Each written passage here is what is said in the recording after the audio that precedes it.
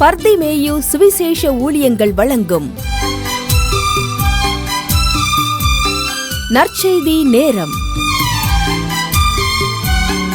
தேவ செய்தி pastor R. Augustine. இந்த நாளில் உங்களோடு நான் பேசி வருகிறேன்.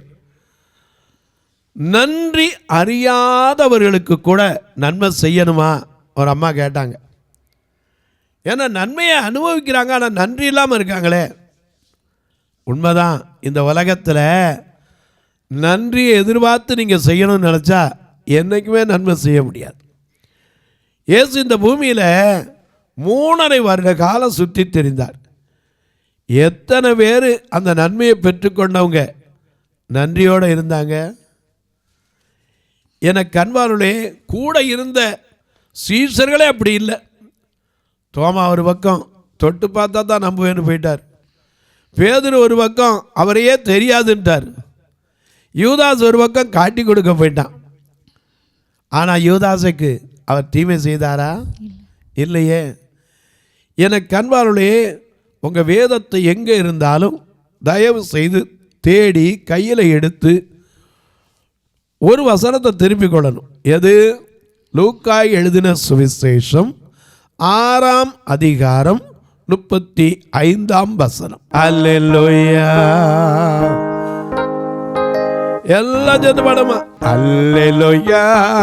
கர்த்தரையே ஏகமாய் துதியுங்கள், அவன் நடத்தும் செயல்கள் எல்லாம் பார்த்தோரை துதியுங்கள். வல்லமையா கிரிய செய்யும் வல்லோரை துதியுங்கள். எல்லோரையும் ஏற்றுக்கொள்ளும் இயேசுவை துதியுங்கள். அல்லேலூயா. கர்த்தரையே ஏகமாய் துதியுங்கள், அவர் நடத்தும் செயல்கள் எல்லாம் பார்த்தோரை துதியுங்கள். வல்லமையாய் கிரிய செய்யும் வல்லோரை துதியுங்கள். எல்லோரையும் ஏற்றுக்கொள்ளும் இயேசுவை துதியுங்கள். ராஜாதி ராஜனாம் இயேசு ராஜன் பூமியில் ஆட்சி செய்வார். அல்லேலூயா, அல்லேலூயா. தேவனை துதியுங்கள். ஆழ்கடலே சமுத்திரமே தேவனை துதியுங்கள். அலையலையாய் ஊழியர்கள் எழும்பிட துதியுங்கள். வீழலே மோடிகளே தேவனை துதியுங்கள். வாழ்வதனை அவர் பழிக்கு கொடுத்திட துதியுங்கள். ராஜாதி ராஜனாம் இயேசு ராஜன் பூமியில் ஆட்சி செய்வார். அல்லேலூயா, அல்லேலூயா. தேவனை துதியுங்கள். ஹல்லேலூயா, ஹல்லேலூயா. அந்த அம்மா கேட்ட கேள்வி, நன்றி அறியாதவங்களுக்கு நன்மை செய்யணுமா? கண்டிப்பா. இயேசு அதைத்தான் சொன்னார். லூக்கா எழுதின சுவிசேஷம் 6ஆம் அதிகாரம் 27ஆம் வசனத்தை பாருங்க. எனக்கு செவி கொடுக்கிற உங்களுக்கு நான் சொல்லுகிறேன். யார் சொல்றா? எனக்கு செவி கொடுக்கிறவங்களுக்கு சொல்லுகிறேன். இயேசு சொன்னார், நானே உங்களுக்கு சொல்லுகிறேன். ஆண்டவருடைய வார்த்தைக்கு செவி கொடுக்கிற உங்களுக்கு எனக்கு தான் சொல்லியிருக்கார். என்ன சொல்லியிருக்காரு? எனக்கு செவி கொடுக்கிற உங்களுக்கு நான் சொல்லுகிறேன், உங்கள் சத்துருக்களை சிநேகியுங்கள். மறந்துடாதீங்க, சத்துருக்களை போய் கூட கிறிஸ்மஸில் வாழ்த்துங்க. ஒரு சமயத்தில் அண்ணன் அகஸ்டின் ஜோக்கு அண்ணன் ஒரு சாட்சி சொன்னார். அவர் ஒரு இடத்துக்கு பிரசங்கத்துக்கு போயிருக்கும்போது பலமாக அடிச்சு விட்டாங்க. நல்ல ஒரு ஊழியர், கிட்டத்தட்ட பீகாரில் போய் மொழி தெரியாமல் எல்லாத்தையும் விட்டுட்டு போய் அங்கே ஆயிரக்கணக்கான சபைகளை ஸ்தாபித்தவர். இன்னும் சொல்லப்போனால் வேசியினுடைய பிள்ளைகளை கூட எடுத்து வச்சு தூக்கி அவர்களுக்கும் கல்வியை போதிக்க வேண்டும் என்ற ஒரு உணர்வை கொண்டவர். ஓடி ஓடி ஒன்றுமே இல்லாமல் தான் வாழ்க்கையில் அவரே சொல்லுவார், ஒரு ட்ரெஸ்ஸோடு நான் போனேன் பார். இன்னைக்கு ஆயிரக்கணக்கான இடத்துல சபைகளை உருவாக்க கர்த்தர் உதவி செய்தார். 120 நாடுகளுக்கு மேலே அவருடைய சத்தத்தை கேட்கிற மக்களும் எழுந்தார்கள். ஆனால் அப்படி இருந்து ஒரு சமயத்தில் அவரை போட்டு பலமாக அடிச்சிட்டாங்களாம். அடித்த உடனே என்ன பண்ணாராம், கிறிஸ்மஸுக்கு எல்லாருக்கும் ஒவ்வொரு துண்டு எடுத்துகிட்டு போய் பொத்தி நன்றி சொல்லிட்டு வந்தாராம். நான் சொல்லலைங்க, அவர் சொன்னார். அவர் சொன்ன சாட்சி. அடித்தவனுக்கு போய் துண்டு பொத்தி, சகோதரா நான் உன்னை மன்னிச்சிட்டேன்னாராம். நன்றி அறியாதவர்களுக்கும் துரோகிகளுக்கும் இயேசு நன்மை செய்யச்சான் சொன்னார். ஒருத்தருக்கு இல்லைங்க. மார்க் 1:41 பார்க்கிறோம், ஒரே ஒரு மனுஷன் அவர் மலையிலிருந்து உடங்கின உடனே அவர்கிட்ட ஓடி வந்து, ஆண்டவரே உமக்கு சித்தமானால் என்னை சுத்தமாக்க உம்மால் ஆகும்னு முழங்கால் படிக்கிட்டான். உடனே அவனை தொட்டு சுகமாக்கினார். எனக்கு சித்தம் உண்டு, நீ சுத்தமாகுன்னு சுகமாக்கினார். ஆனால் இங்கே பார்க்குறோம், லூக்கா 7:17-11 அவர் கலிலேயா சமாரியா வழியாய் நடந்து வருகிறார். நடந்து நடந்து நடந்து நன்மை செய்து கொண்டே வருகிறார். அப்படி வர்ற வழியில் ஒரு கிராமம், அந்த கிராமத்து பேரை லூக்கா குறிப்பிடலை. நான் ஏற்கனவே உங்களுக்கு சொன்னேன். ஏன்னா நன்றி இல்லாத உரத்தை மறந்து விட்டுட்டாரோ இல்லை வேணும் தான் விட்டாரோ எனக்கு தெரியாது. அவர் விட்டார். அந்த கிராமத்தில் அவர் பிரவேசிக்கிற போது 10 குஷ்டரோகி, ஒருத்தன் இல்லை 2 பேர் இல்லை, எத்தனை பேர்? 10 பேர். எனக்கு அன்பார்களே, இந்த 10 என்பது வேதத்தில் பல இடத்துல இருக்கிறது. நமக்கு கொடுப்பட்ட கற்பனைகள் எத்தனை? 10. 10 கற்பனைகள். நாம பாடுறோம்ல,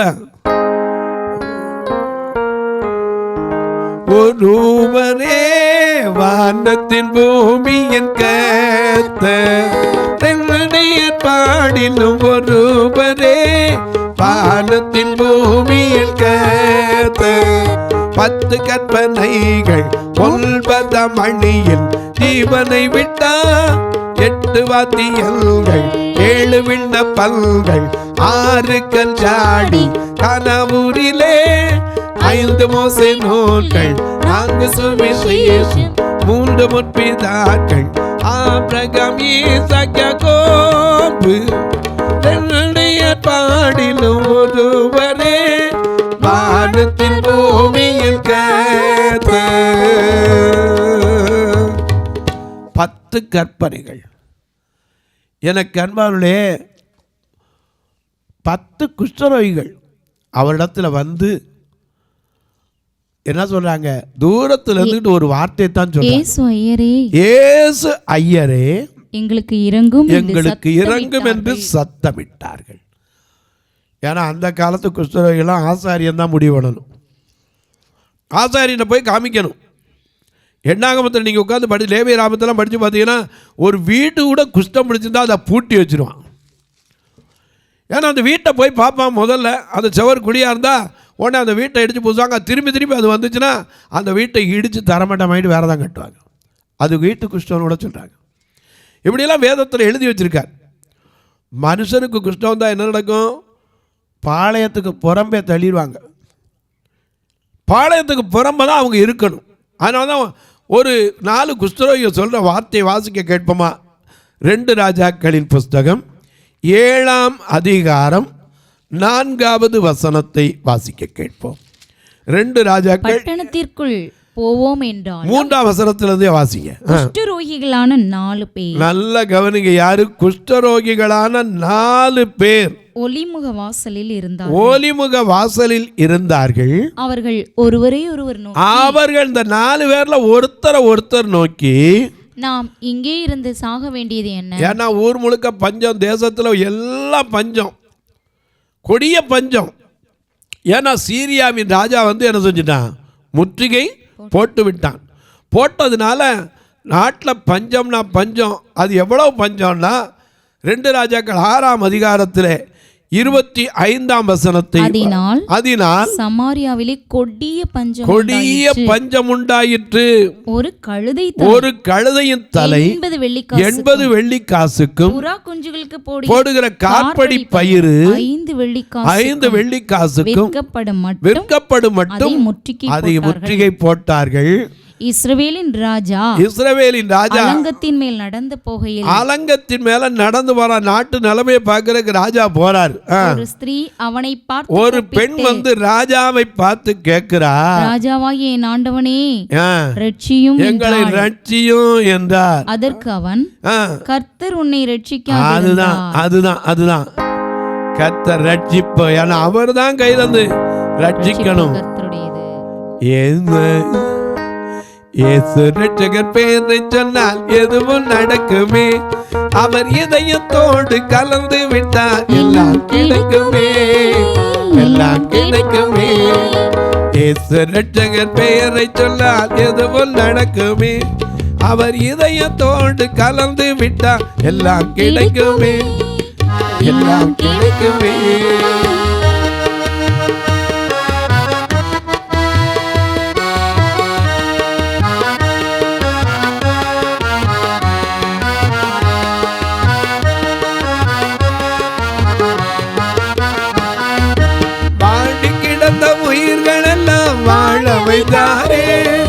வாடி கிடந்த உயிர்கள் எல்லாம் வாழ வைத்தாரே. அவர் வாழ்வு சத்தில் ஜீவனுமாய் நன்மை செய்தாரே. அவர் வாழ்வு சத்தில் ஜீவனுமாய் நன்மை செய்தாரே. இயேசு ரட்சகர் பெயரை சொன்னால் எதுவும் நடக்குமே. அவர் இதயத்தோடு கலந்து விட்டார், எல்லாம் கிடைக்குமே.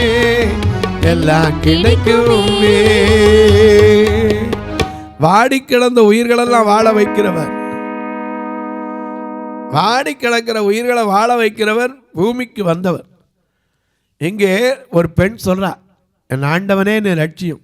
அவன் பதில் சொல்றான், கர்த்தர் உன்னை ரட்சித்தாலே நான் எதிலிருந்து உன்னை ரட்சிக்க? களஞ்சியத்திலிருந்தா, ஆலயத்திலிருந்தா என்று சொல்லி ராஜா பின்னையும் அவளை பார்த்து, பின்னையும் அரசனாச்சே, மக்களுடைய குறைய கேட்கணுமே, நான் உனக்கு என்ன செய்ய வேண்டும்னா அவ சொல்றா பாருங்க.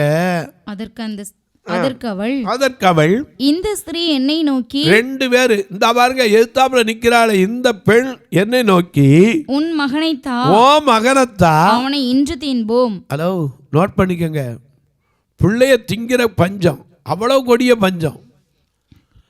இன்று தின்போம், நாளை என் மகனை தருகிறேன் அப்படின்னு சொல்லியிருந்தா உடனே என் மகனை கொடுத்தே ஆக்கி தின்னாச்சு. இன்னைக்கு அவன் மகனை என்ன செஞ்சுட்டா? ஒழித்து வைத்து விட்டாள். அப்படின்ன உடனே ராஜா பார்த்து அவன் வஸ்திரத்தை கிழிச்சுக்கிட்டான். அப்படிப்பட்ட கொடிய பஞ்சத்தில் குஷ்டரோகிக்கு யார் தர்மம் பண்ணுவா? கொஞ்சம் யோசிச்சு பாருங்க. நம்ம நாட்டை ஒரு பழமொழி என்ன செய்யணும்? தனக்கு மிஞ்சித்தான் தானம். உண்மைதானே? தனக்கு மிஞ்சித்தானே தானம். வள்ளுவன் அதை சொல்லும் போது சொன்னான், தானம் தவம் இரண்டும் தங்கா வியனுலகம் வானம் வழங்காதினின் அப்படின்னா வள்ளுவன். உலகத்தில் வந்து மேலே ஆண்டவர் கொடுக்குற ஆசீர்வாதம் இல்லைன்னா தானமும் இல்லை, தவமும் இல்லை. அது என்ன ஆண்டவர் கொடுக்குற ஆசீர்வாதம்? உபாகமம் 28:12 வாசிக்கிறோம், நல்ல பொக்கிஷசாலையாகிய வானத்தை திறப்பார். அது உபாகமம் 28:12 முழுசா வாசிங்க. மிக அழகாக, ஏற்ற காலத்தில் உன் தேசத்தில் மழை பெய்யவும், நீ கையிட்டு செய்யும் வேலைகள் எல்லாம் ஆசீர்வதிக்கவும் கர்த்தர் உனக்கு தமது நல்ல பொக்கிஷசாலையாகிய வானத்தை திறப்பார். அநேகம் ஜாதிகளுக்கு கடன் கொடுப்பாய். ஆசீர்வாதத்தில் இருப்ப கடன் கொடுக்கிற அளவுக்கு முடியும். நீயோ கடன் வாங்க மாட்டேன். இப்ப கடன் வாங்கிட்டா, ஒரு பிள்ளைய சமைச்சு திம்ப கடன் வாங்கியாச்சு, 2 பேரும் தின்னாச்சு, திரும்ப அந்த கடனை அடைக்கிற கொடுக்கிற பிள்ளைய ஒழிச்சு வச்சுட்டாங்கிறா. ராஜா வஸ்திரத்தை கழிச்சுக்கிட்டான். அப்படிப்பட்ட பஞ்ச காலத்தில் குஷ்டரோகிகள் பேசுறாங்க. 2 ராஜாக்கள் 7ஆம் அதிகாரம் 3ஆம் வசனம். குஷ்டரோகிகளான 4 பேர் ஒலிமுக வாசல்ல இருந்தாங்க. அவர்கள் ஒருவரை ஒருவர் நோக்கி, நாம் இங்கே இருந்தாலும் சாக வேண்டியது என்ன? பட்டணத்துக்குள்ள போவோம்னா அங்க என்ன இருக்கு? கொடிய பஞ்சம் இருக்கிறது, அங்கே சாவோம். இங்கே இருந்தாலும் சாவோம். இங்க இருந்தாலும் சாகத்தான் போறோம். வாங்க, ஆகையால் இப்பொழுது சீரியருடைய பாளையத்திற்கு போவோம்னு அதிகாலமா புறப்பட்டு போனா அவர்கள் நம்மை உயிரோடு வைத்தால் பிழைப்போம், நம்மை கொன்றால் சாகிறோம். இப்படி முடிவு பண்ணி போறான். அங்க போய் பார்த்தா ஒண்ணுமே இல்லை. ஏன்னா கர்த்தர் முன்னாடியே அற்புதம் செஞ்சுட்டார். இந்த குஷ்டரோகி நடந்த சத்தம் அந்த பக்கத்துல சீரியா இராணுவத்துக்கு எப்படி கேட்டிருக்கு? குதிரைகளின் இறைச்சல், பெரிய இராணுவங்களின் இறைச்சல். உடனே அவங்க சொல்றாங்க, எப்பா சீரியாவின் ராஜா இன்னும் இஸ்ரவேலின் ராஜா மற்ற அநேக ராஜாக்களை கூட்டிக்கிட்டு நம்மளோட வாரான், பாப்பா உயிரோடு இருந்தால் போதும். எல்லாத்தையும் விட்டுட்டு ஒரே ஓட்டம் பிடிச்சான். இங்கே பாளையத்துக்குள்ள போனால் குஷ்டரோகி பார்த்தா இங்கே ஒருத்தரையும் காணும். எனக்கு அன்பார்களை குஷ்டரோகிகளை கொண்டு கூட அற்புதம் செய்கிற தேவன். ஆனால் அவங்க பாளையத்துக்கு புறம்பே தான் இருக்கணும். அந்த நாட்கள் அவங்க போய்த்தான் ராஜாவுக்கு சொன்னாங்க, நற்செய்தி அறிவிக்கிறாங்க. சீரியருடைய பாளையத்தில் ஒருவரும் இல்லை, எல்லாம் போயிட்டாங்கன்னா. ராஜாவுக்கு நம்பிக்கையே இல்லை. இருக்கிற போய் பார்த்தா அங்கே அத்தனை இருந்துச்சு. எனக்கு அன்பானவர்களே, ஒன்றை நீங்கள் அறிந்து கொள்ளுங்க, குஷ்டரோகியை குறித்து வேதத்தில் பல காரியம் எழுதியிருந்தாலும் அவங்க எங்கே தான் இருக்கணும்? பாளையத்துக்கு புறம்பே தான் இருக்கணும். அவங்க ஊருக்குள்ளே என்ன செய்யக்கூடாது? வரக்கூடாது. வரும்போது என்ன செய்யணும்? அப்படி வந்தால் ஐயோ தீட்டு தீட்டு தீட்டுன்னு அலறிக்கிட்டே வரணும். இப்படிப்பட்ட ஒருத்தர் இல்லை, 4 பேர் இல்லை, 10 பேர். அந்த 10 பேர் அந்த கிராமத்தில், அது எங்கே இருக்காங்க? ஒலிமுக வாசலில். ஏசு அந்த கிராமத்துக்கு வர்றார். உடனே அவரை பார்த்து கூப்பிடுறாங்க. அவங்களுக்கு தெரிஞ்சிருச்சு இவர் சுகமளிக்கும் தேவன். ஏன்னா சுகம் தரும் தெய்வம் யெகோவா ராப்பா உண்டு, பூரண சுகம் தருவா, பூரண சுகம் தருவா. எதை நினைத்தோ நீ கலங்காதே மகனே, யெகோவா தேவன் உன்னை நடத்தி செல்வார், யெகோவா தேவன் உன்னை நடத்தி செல்வார். சுகம் தரும் தெய்வம் ஐயா, நன்மை செய்கிறவராக சுற்றி திரிந்தவர் ஐயா. அந்த சுகம் தருகிற தெய்வத்தை கண்டுபிடிச்சு கேட்டாங்க, ஏசு ஐயரே, ஏசு ஐயரே எங்களுக்கு என்ன செய்யும்? இறங்கும். லூக்கா 17:10-11 வாசிங்க பார்ப்போம். அவர் அந்த கிராமத்தில் இயேசு ஐயரே எங்களுக்கு இறங்கும் என்று சத்தமிட்டார்கள். அவர்களை அவர் பார்த்து தொடல. அவங்களோட போய் கிட்ட போய் எத்தனை நாளாக இருக்குன்னு கேட்கல, இங்கே இவ்வளவு பாடுபடுறீங்களான்னு கேட்கல, எத்தனை நாளாக வேதனை இருக்கு ஒவ்வொருத்தரையாக கூப்பிட்டு வரிசையாக வாங்க ஒவ்வொருத்தராக வந்து சொல்லுங்கன்னு சொல்லலை. அவர் அவர்களை பார்த்து நீங்கள் போய் ஆசாரியர்களுக்கு உங்களை காண்பீர்கள் என்றார். ஏன்னா ஆசாரியன் தான் தீர்ப்பு பண்ணணும். என்ன இருந்தாலும் சுகமாயிட்டேங்கிற அங்கே சர்டிஃபிகேட் வாங்கணும். இன்னைக்கு சொல்கிறோம்ல, என்னதான் செத்து போனாலும் டாக்டர்கிட்ட என்ன வாங்கணும்? டெத் சர்டிஃபிகேட் வாங்கணும். ஆஸ்பத்திரியில் கன்ஃபார்மாக இறந்து போச்சுன்னா சரி, அவங்க பார்த்து என்ன செய்யணும்? டெத் சர்டிஃபிகேட் கொடுக்கணும். ஏன்னா அங்கே ஒரு ஃபிசிஷியன் செக்அப் பண்ணி ஆமாம் இறந்துட்டாரு, என்ன காரணத்தில் இறந்துட்டாரு, சந்தேகம் வந்தால் கூட உடனே ஒரு இது போட்டுருவோம். இந்த பாடியை உடனே என்ன செய்யணும்? சர்ஜரி பண்ணி பார்க்கணும். செக்அப் பண்ணி பார்த்த பிறகு doctor certificate, this is certified that so and so போட்டு is dead and got no more alive கொடுக்கணும். சர்டிஃபிகேட் கொடுத்தா தான். ஏன்னா இன்றைக்கி நீயும் நானும் கண்ணு தெரியாதவங்க, இன்றைக்கி நான் போய் ஒரு ட்ரெயினில் டிக்கெட் எடுக்க போனால் கூட ஒரு டாக்டர் சர்டிஃபிகேட் பண்ணணும். This is certified that mister R Augustine he is 100% blindness அப்படின்னு சர்டிஃபிகேட் பண்ணணும். எதுக்குமே ஒரு சர்டிஃபிகேட் இருக்கணும். செத்தாலும் சர்டிஃபிகேட் வேணும், பிறந்தாலும் சர்டிஃபிகேட் வேணும், வாரிசு இருந்தால் கூட சர்டிஃபிகேட் வேணும், எல்லாத்துக்கும் ஒரு சர்டிஃபிகேட்டு. ஆனால் ஆண்டவர்கிட்ட அது ஒன்றுமே கிடையாது. அவர் சொன்னார், நீங்கள் போய் ஆசாரியர்களுக்கு உங்களை ஏன்னா அவன் தான் ஒரு சர்டிஃபிகேட் கொடுக்கணும் சுகமாச்சுன்னு. நீ நம்ம சொல்லுவோம், நான் சுகமானே, நான் சுகமானே, புண்ணியரில் காயங்களா, நான் சுகமானே, நான் சுகமானே, புண்ணியரில் காயங்களா. அல்லேலூயா, அல்லேலூயா, அல்லேலூயா, ஆரோக்கியமே, அல்லேலூயா, ஆரோக்கியமே. நான் சுகமானே, நான் சுகமானே, புண்ணியரின் காயங்கள்.